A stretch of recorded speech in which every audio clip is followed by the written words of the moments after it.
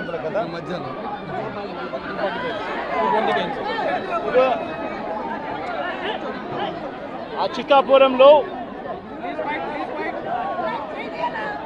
అచ్యుతాపురంలో జరిగిన ఈ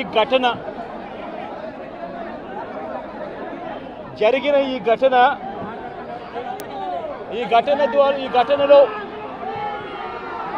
ప్రభుత్వం వ్యవహరించిన తీరు, ప్రభుత్వం స్పందించిన తీరు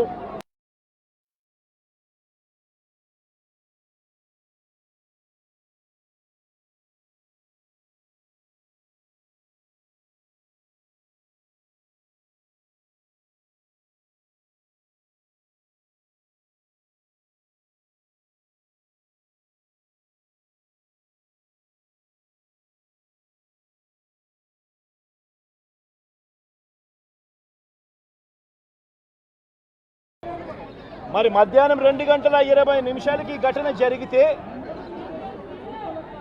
2 గంటల ప్రాంతంలో ఈ ఘటన జరిగితే ఈ ఘటనకు సంబంధించి జరిగిన వివరాలను ఒక్కసారి గమనిస్తే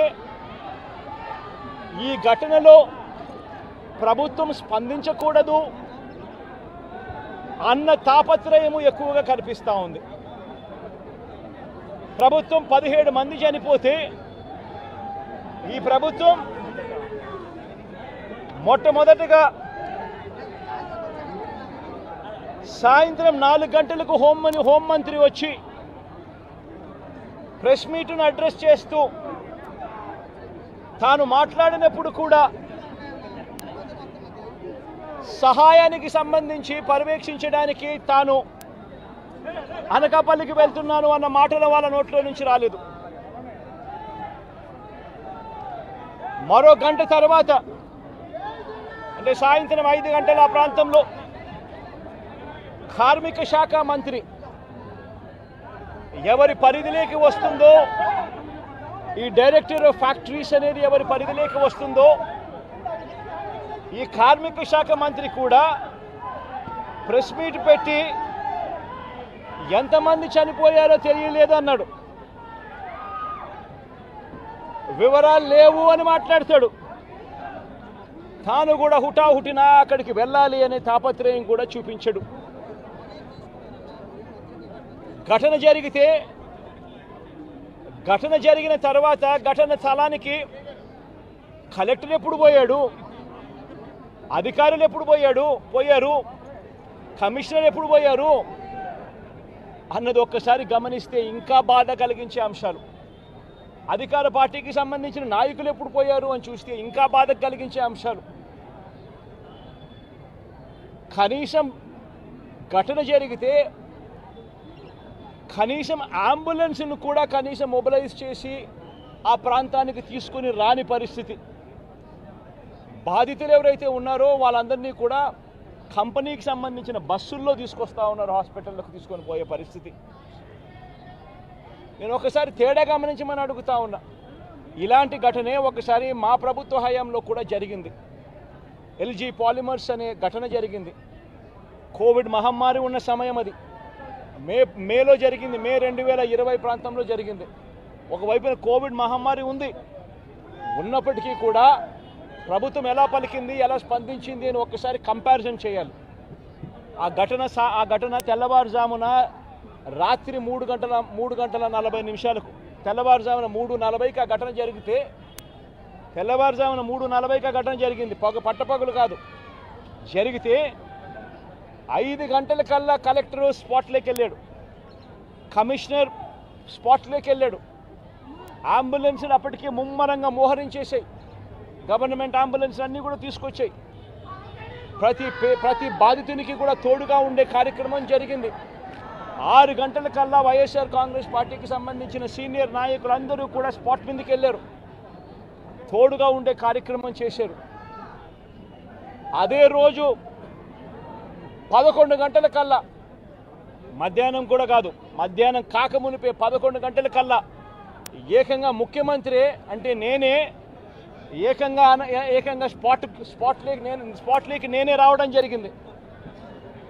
స్పందించిన తీరు గమనించమని అడుగుతా ఉన్నా. వెంటనే 24 గంటల్లోనే ఏకంగా ₹1 కోటి కాంపన్సేషన్ ప్రకటించిన పరిస్థితులు గతంలో ఎప్పుడు జరగల. ఇట్లాంటి ఘటనలు జరిగినప్పుడు గవర్నమెంట్ ఎప్పుడూ కూడా రెస్పాన్సిబిలిటీ తీసుకొని గవర్నమెంట్ ఎప్పుడూ కూడా బాధితుల పట్ల సానుభూతితో ఎప్పుడూ వ్యవహరించల.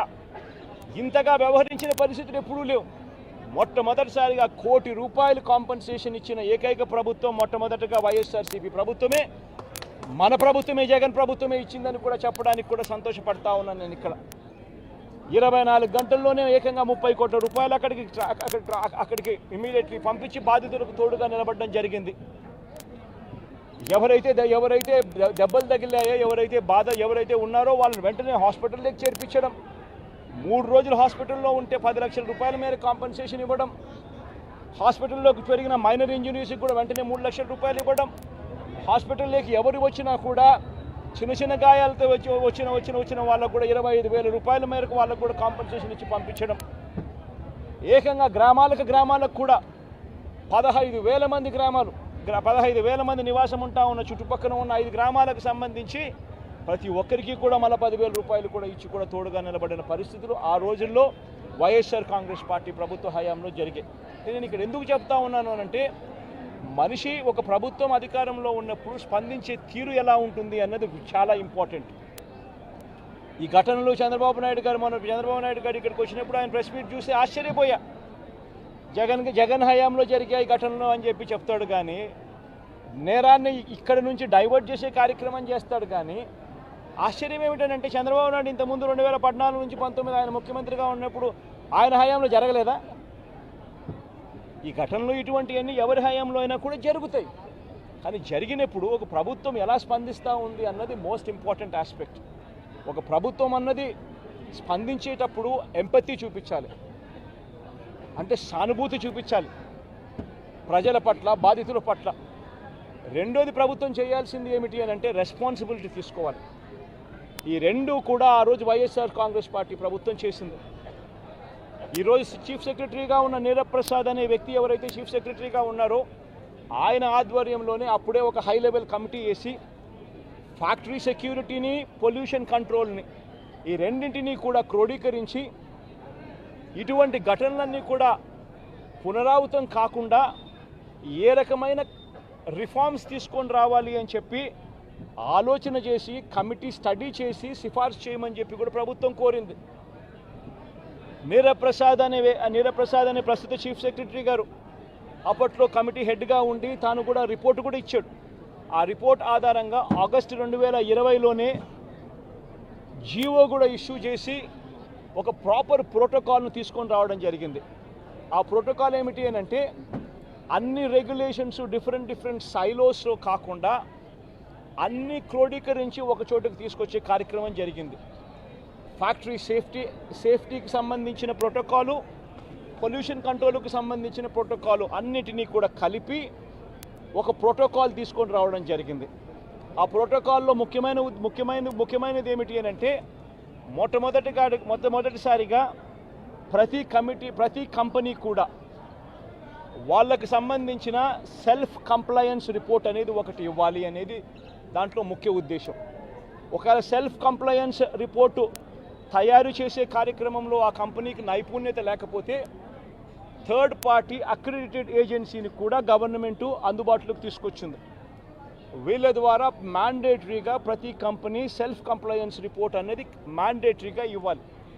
ఇచ్చిన తర్వాత ఆ కంప్లయన్స్ రిపోర్టు నిజంగా ఉందా లేదా, నిజంగానే వాళ్ళు ఇవన్నీ ఉన్నాయా లేదా, ఇవి కాక ఇంకా ఫర్దర్గా వాళ్ళు ఏమైనా చేయాల్సినవి ఏమన్నా ఉన్నాయా లేదా అన్నది నిర్ధారించడానికి కోసం ఒక కమిటీ ఇన్స్పెక్షన్ కూడా చేయాలి. ఆ కమిటీలో కూడా అన్ని డిపార్ట్మెంట్స్కి సంబంధించి, అంటే pollution control department, boiler security department, రియాక్టర్స్కి సంబంధించి, ఎలక్ట్రిసిటీకి సంబంధించి, ఫైర్కి సంబంధించి అన్ని డిపార్ట్మెంట్లు క్రోడీకరించి వాళ్ళు ఇన్స్పెక్షన్ కూడా చేస్తారు. చేసిన తర్వాత వాళ్ళు కంపెనీ యాజమాన్యానికి ఫర్దర్గా ఇవి చేయాలి అని చెప్పి ఒకవేళ ఏదైనా ఉంటే అవి కూడా వాళ్ళు ఐడెంటిఫై చేసి కంపెనీ యాజమాన్యానికి వాళ్ళు టైం ఇస్తారు, కంప్లై చేయండి అని చెప్పి. అది 15 రోజులు టైం ఇస్తారు. అంటే కంప్లైన్స్ రిపోర్ట్ వచ్చిన తర్వాత మళ్ళీ వీళ్ళు 1 మంత్ లోపల వీళ్ళు ఇన్స్పెక్షన్ చేసిన రిపోర్ట్ వచ్చిన తర్వాత ఆ ఇన్స్పెక్షన్ రిపోర్ట్లో కంపెనీ ఫర్దర్గా ఏమైనా చేయాల్సి ఉంటే మళ్ళీ వాళ్ళకి 15 రోజులు టైం ఇస్తూ వీళ్ళు మళ్ళీ ఒక రిపోర్ట్ అనేది ఇస్తారు. ఆ రిపోర్టును ఆ 15 రోజుల లోపల వాళ్ళు చేసేట్టుగా జాయింట్ కలెక్టర్ ఆధ్వర్యంలో ఒక జాయింట్ కలెక్టర్కు ఆ రెస్పాన్సిబిలిటీ ఫిక్స్ చేసి జాయింట్ కలెక్టర్ ఆధ్వర్యంలో ఆ ఇన్స్పెక్షన్లో వాళ్ళు చెప్పినవన్నీ జరిగాయా లేదా అని మానిటర్ చేసే రెస్పాన్సిబిలిటీ ఆ జేసీకి ఇస్తుంది. ఈ ప్రోటోకాల్ ఈ సిస్టమ్ ఉంది. ఇది ఒక రిఫార్మ్ కింద ఎల్జీ పాలిమర్స్ ఘటన జరిగిన తర్వాత నీరబ్ ప్రసాద్ గారి ప్రస్తుత చీఫ్ సెక్రటరీ గారు ఆయన ఆధ్వర్యంలో హై లెవెల్ కమిటీ వేసిన తర్వాత ఆయన స్టడీ చేసిన తర్వాత ఆయన ఇచ్చిన సిఫార్సులతో ఈ జీవో ఇష్యూ చేసి ఈ ప్రోటోకాల్ అనేది ఎగ్జిస్టెన్స్లో ఉన్న ఈ జీవోను పూచా తప్పకుండా ప్రభుత్వం గన మానిటర్ చేసి ఉండింటే ఇది జరుగుతుందా లేదా అన్నది గన గవర్నమెంట్లో ఉన్న పెద్దలు మానిటర్ చేసి ఉండింటే చాలు ఇటువంటి ఘటనలు మళ్ళీ పునరావృతం కాకుండా ఉండే పరిస్థితి ఉండేది. కానీ అన్ఫార్చునేట్గా ఏం జరుగుతూ ఉంది, వీళ్ళ ప్రభుత్వం వచ్చిన తర్వాత గత 3 నెలలుగా ఏం చూస్తూ ఉన్నాము అని అంటే వీళ్ళు గవర్నెన్స్ మీద ధ్యాస లేదు. వీళ్ళకు ప్రజలకు సూపర్ 6, సూపర్ 7, సూపర్ 10ల పేరుతో వాళ్ళు ఇచ్చిన మాటల మీద వీళ్ళకు ధ్యాస లేదు. వీళ్ళ ధ్యాస అంతా రెడ్ బుక్ పరిపాలన, వీళ్ళ ధ్యాస అంతా రెడ్ బుక్ తెరచడము, ఎవరెవరికి కక్షలు ఉన్నాయో ఆ కక్షలు తీర్చుకునేదానికి గ్రీన్ సిగ్నల్ ఇవ్వడం. ఇది వీళ్ళ పరిపాలన మీద వీళ్ళ ధ్యాస. వీళ్ళు పెట్టాల్సిన ధ్యాస ఇటువంటి రిపోర్ట్ల మీద, ఇటువంటి కంప్లైంట్స్ మీద, ఇటువంటి ఘటనల మీద ఎవరెవరు ఏమేం చేయాలి అని చెప్పి ప్రోటోకాల్ ప్రకారం జరుగుతూ ఉందా లేదా, ఇవన్నీ జరుగుతున్నాయా లేదా అని చెప్పి చూసుకొని గవర్నెన్స్ రెగ్యులర్గా జరిగి ఉంటే ఈరోజు ఫ్యాక్టరీస్ పరిస్థితి ఇలా ఉండేది కాదు. ఈరోజు ఈ కార్మికులు చనిపోయి ఉండేవాళ్ళు కాదు. ఈరోజు స్కూళ్ళు బాగుపడి ఉండేటివి. ఇంగ్లీష్ మీడియం టోఫుల్ 3వ తరగతిలోనే టోఫుల్ పీరియడ్ని తీసి ఉండేవాళ్ళు కాదు. నాడు నేడు కొనసాగుండేది. గోరుముద్ద కార్యక్రమం బాగా జరుగుతూ ఉండేది. ఇవన్నీ కూడా జరుగుతూ ఉండేటివి. ఒకవైపున స్కూళ్ళు నాశనం అయిపోయాయి, మరోవైపున హాస్పిటళ్ళకి సంబంధించి జనవరి నుంచి రావాల్సిన బిల్లులు, జనవరిలో బిల్లులు ఏదైనా ఉంటే ఫిబ్రవరిలో ఆ బిల్స్ ప్రాసెస్ చేస్తారు, మార్చిలో ఆ బిల్స్కి సంబంధించిన పేమెంట్లు క్లియర్ చేస్తారు. ఆరోగ్యశ్రీ నెట్వర్క్ హాస్పిటల్స్కి సంబంధించి మార్చి 16వ తారీఖున కోడ్ వచ్చింది. ఇక అప్పటి నుంచి జనవరికి సంబంధించిన బిల్లులు పూర్తి జనవరికి సంబంధించినప్పటి నుంచి ఇప్పటిదాకా ఆరోగ్యశ్రీ బిల్లులు నెట్వర్క్ హాస్పిటల్లో ఇవ్వడం లేదు. ఆరోగ్యశ్రీ హాస్పిటల్కు బిల్లులు రావడం లేదు కాబట్టి ఏ పేషెంట్ అయినా హాస్పిటల్కి పోతే ఆ హాస్పిటల్లో ఆ పేషెంట్ డబ్బులు లేక కట్టలేని పరిస్థితిలో, పేషెంట్ అధ్వానమైన పరిస్థితిలో బతుకుతూ ఉన్నాడు. పట్టించుకునే నాతుడు లేడు. పిల్లలకు సంబంధించిన ఫీజు రీయింబర్స్మెంట్ అనే కార్యక్రమం గతంలో వైఎస్ఆర్సీపీ ఉన్నప్పుడు ఏ రకంగా జరిగేది? ప్రతి 3 నెలలకు ఒకసారి, ప్రతి త్రైమాసికం అయిపోయిన వెంటనే ఫీజు రీయింబర్స్మెంట్ కింద విద్యా దీవెన అన్నది ఆ తల్లుల ఖాతాల్లోకి జమ అయ్యేది. ఈరోజు 2 క్వార్టర్స్ అయిపోయాయి, 2 త్రైమాసికాలు అయిపోయాయి. జనవరి, ఫిబ్రవరి, మార్చు, ఏప్రిల్, మే, జూను. ఇప్పుడు 3వ త్రైమాసికం కూడా జూలై, ఆగస్ట్, సెప్టెంబర్ కూడా అయిపోవస్తూ ఉంది దాదాపుగా. ఇంతవరకు పిల్లలకు సంబంధించిన ఫీజు రీయింబర్స్మెంట్ బకాయిలు ఇంతవరకు రూపాయి కూడా ఇవ్వాల. పిల్లల్ని ఈరోజు కాలేజీలలో చేరేటప్పుడు కాలేజీ యాజమాన్యాలు ప్రభుత్వం ఎప్పుడు ఇస్తుందో లేదో తెలియదు, మీరు ఫీజులు కట్టాల్సిందే అని చెప్పి ఒకవైపున ఫీజులు డిమాండ్ చేస్తూ ఉన్నాయి కాలేజీ యాజమాన్యాలు, మరోవైపున పిల్లలకు సర్టిఫికెట్లు మేము మీరు ఫీజులు కట్టకపోతే అని చెప్పి పిల్లల మీద ఒత్తిడి తీసుకొస్తూ ఉన్నాయి కాలేజీలు. పట్టించుకునే పరిస్థితి లేదు. వ్యవసాయం ముమ్మరంగా సాగుతూ ఉంది. రైతులందరికీ కూడా పెట్టుబడి సహాయం కింద 20,000 రూపాయలని ఇస్తానన్నాడు. ఆ పెట్టుబడి సహాయం ఏమైందని రైతు అడుగుతూ ఉన్నాడు. గతంలో కనీసం 13,500 వచ్చేది. ఈరోజు పెట్టుబడి సహాయం కింద 20,000 ఇస్తానన్నాడు. ఇంతవరకు రూపాయి ఇలా పెట్టుబడి సహాయం పోయింది. రైతులకు సంబంధించి ఇన్సూరెన్స్ సొమ్ము, రైతులకు ఇంతకుముందు ఉచితంగా పంటల బీమా వచ్చే పరిస్థితి నుంచి ఆ ఉచితంగా కట్టాల్సిన పంటల బీమాకు సంబంధించి మామూలుగా ప్రతి సంవత్సరం ఏప్రిల్, మేలో ఆ ఇన్సూరెన్స్ ప్రీమియం కట్టాలి. 2023-24కు సంబంధించిన ఖరీఫ్కు సంబంధించిన ఇన్సూరెన్స్ సొమ్ము రావాలి అని అంటే 2024 ఏప్రిల్, మేలో ప్రభుత్వం డబ్బులు కడితే, ఆ మేలో ప్రభుత్వం డబ్బులు కడితే మ్యాచింగ్ గ్రాంట్ సెంట్రల్ గవర్నమెంట్ కూడా ఇచ్చి జూన్ మాసంలో ఇన్సూరెన్స్ సొమ్ము కూడా ప్రభుత్వం ప్రతి సంవత్సరం ఇస్తూ వచ్చింది. ఆ ప్రక్రియను పూర్తిగా నాశనం చేశారు. ఇన్సూరెన్స్ సొమ్ము కూడా రాని పరిస్థితిలో ఈరోజు రైతన్న ఉన్నాడు. ఉచిత పంటల బీమా గాలికి ఎగిరిపోయింది. ఈ క్రాప్ అనేది గాలికి ఎగిరిపోయింది. రైతులందరూ కూడా ఈరోజు క్యూలలో నిలబడతా ఉన్న పరిస్థితులు కనబడతా ఉన్నాయి. కనీసం ఎరువులు కావాలన్నా, విత్తనాలు కావాలన్నా దారుణమైన పరిస్థితిలోకి వెళ్ళిపోయింది. గడప వద్దకే, ఇంటి వద్దకే వచ్చే పెన్షన్ ఆగిపోయింది. గడప వద్దకే, ఇంటి వద్దకే వచ్చే ఇంటి వద్దకే వచ్చే రేషన్ ఆగిపోయింది, పెన్షన్ ఆగిపోయింది. ఈరోజు మళ్ళీ ప్రతి వ్యవస్థలో కూడా ఏం జరుగుతూ ఉందనంటే కరప్షన్ విపరీతంగా పెరిగిపోయింది, డిస్క్రిమినేషన్ అనేది విపరీతంగా పెరిగిపోయింది. తెలుగుదేశం నాయకుల చుట్టూ వీళ్ళంతా తిరిగితే తప్పనించి రాని పరిస్థితి అని చెప్పి ఏకంగా మెసేజ్ పంపిస్తూ ఉన్నారు. ఈరోజు నిజంగా పాలన అన్నది నిజంగా ఈరోజు ఏం జరుగుతూ ఉందనంటే రోజు కూడా కక్షలు తీర్చుకునే దానికోసము కొట్టడము, చంపడము, ఆస్తులను ధ్వంసం చేయడము కనిపిస్తున్నాయి తప్పనిచ్చి పాలనలో ఏదైనా కూడా మంచి చేయాలి, ప్రజలకు మంచి జరగాలి అన్న ఆలోచన, తాపత్రయం ఎక్కడ కూడా కనిపించని అధ్వానమైన పరిస్థితి ఈరోజు మొట్టమొదటిసారిగా రాష్ట్రంలో సాగుతూ ఉంది. నేను ఇవాళ ఇప్పటికైనా ఒకటే మాట చెప్తా ఉన్నా, చంద్రబాబు నాయుడుకి ఇదే మాట చెప్తా ఉన్నా.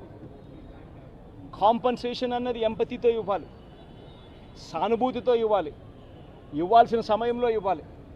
ఇంతమంది హాస్పిటల్లో ఉన్నారు, వాళ్ళందరికీ ఏ ఒక్కరికి కూడా ఈ హాస్పిటల్లో ఉన్న వాళ్ళకి ఏ ఒక్కరికి కూడా ఇంతవరకు డబ్బులు ముట్టల. వాళ్ళందరికీ కూడా మనం ఇస్తామని చెప్పిన డబ్బులు వెంటనే ఇప్పించే కార్యక్రమం చేయండి. ఆ ప్రోటోకాల్ ఏదైతే ఉందో ఫ్యాక్టరీ సెక్యూరిటీస్కి సంబంధించి, ఫ్యాక్టరీ సెక్యూరిటీ, పొల్యూషన్ కంట్రోల్కి సంబంధించి ఏదైతే ప్రోటోకాల్ ఎగ్జిస్టెన్స్లో ఉందో ఆ ప్రోటోకాల్ను కనీసం ఇప్పటి నుంచి అన్నా కనీసం మానిటర్ చేసే దిశగా అడుగులు వేయండి. ఇటువంటి మళ్ళీ పునరావృతం కాకుండా చేసే కార్యక్రమాలు చేయండి. ఆ ఫ్యాక్టరీకి సంబంధించి ఏం జరిగిందో లోతైన ఎంక్వైరీ చేయండి. అడిగినప్పుడు నేను ఇక్కడ బాధితులను పరామర్శించినప్పుడు, బాధితులను అడుగుతా ఉన్నప్పుడు నేను అడిగా. ఆ ఫ్యాక్టరీకి సంబంధించిన విషయాలకు సంబంధించి కూడా తెలుసుకునే ప్రయత్నం చేశా. ఫ్యాక్టరీలో ఏం జరుగుతూ ఉంది, ఫ్యాక్టరీలో SOPs బాగానే పాటించే వాళ్ళ, ఫ్యాక్టరీలో పొల్యూషన్ కంట్రోల్ అనేది స్టాండర్డ్ మెయింటెనెన్స్ చేసేవాళ్ళ అని కూడా అడిగా. అవన్నీ కూడా బాగానే జరిగేటివే అన్న, బాగానే జరిగేటివే, కానీ ఇది ఎందుకు జరిగిందో తెలియదన్నా అని చెప్పి చెప్తా ఉంటాను. నేను ఫ్యాక్టరీలకు సంబంధించి వాళ్ళని ఏదో యాజమాన్యానికి సంబంధించి ఎవరన్నా కానీ ఆ యాజమాన్యం వాళ్ళు ఏదో తప్పులు పట్టాలని, ఇంకోటి పట్టాలని నేనేం చెప్పడం నాకు. బట్ లోతైన ఎంక్వైరీ అయితే జరగాలి. ఎందుకు తప్పు జరిగిందో తెలుసుకోవాలి. తెలుసుకొని ఇటువంటి మళ్ళీ పునరావృతం కాకుండా అటువంటివన్నీ కూడా చెక్స్ పెట్టి దాన్ని బ్లాక్ చేయాలి. ప్లస్ ప్రోటోకాల్ ఏదైతే ఎగ్జిస్టెన్స్లో ఉందో దాన్ని ఇంప్లిమెంట్ చేసే కార్యక్రమం జరగాలి. అప్పుడు మిగిలిన ఫ్యాక్టరీలలో కూడా ఆటోమేటిక్లీ ఎప్పుడైతే చెక్స్ అనేటివి ఎప్పుడైతే రెగ్యులర్గా, పీరియాడికల్గా జరగడం మొదలు పెడతాయో అప్పుడు న్యాచురల్గా సేఫ్టీ పారామీటర్స్ పెంచడం జరుగుతుంది. సేఫ్టీ పారామీటర్స్ ఎప్పుడైతే పెరుగుతాయో అప్పుడు ఇటువంటి ఘటనలు జరగకుండా పోతాయి. ఇవన్నీ ఖచ్చితంగా చేయాలి. ఇవన్నీ ఖచ్చితంగా చేయకపోతే మాత్రం మేము కూడా ఖచ్చితంగా మరో 2 వారాలు, మరో 3 వారాలు టైం ఇస్తాం. మరో 3 వారాల తర్వాత కూడా ప్రతి ఒక్కరికి కూడా హాస్పిటల్లో ఉన్న వీళ్ళందరికీ కూడా, చనిపోయిన వాళ్ళందరికీ కూడా కాంపన్సేషన్ విషయంలో చంద్రబాబు నాయుడు దగ్గర నుంచి స్పందన రాకపోతే మాత్రం ఖచ్చితంగా వైఎస్ఆర్ కాంగ్రెస్ పార్టీ బాధితుల తరఫున ధర్నాకైనా కూర్చుంటుంది. అవసరమైతే జగన్మోహన్ రెడ్డి స్వయంగా వచ్చి కూడా ధర్నాలో పార్టిసిపేట్ చేస్తారని కూడా ఈ సందర్భంగా ఖచ్చితంగా ఈ ప్రభుత్వాన్ని హెచ్చరిస్తూ తెలియజేస్తాం.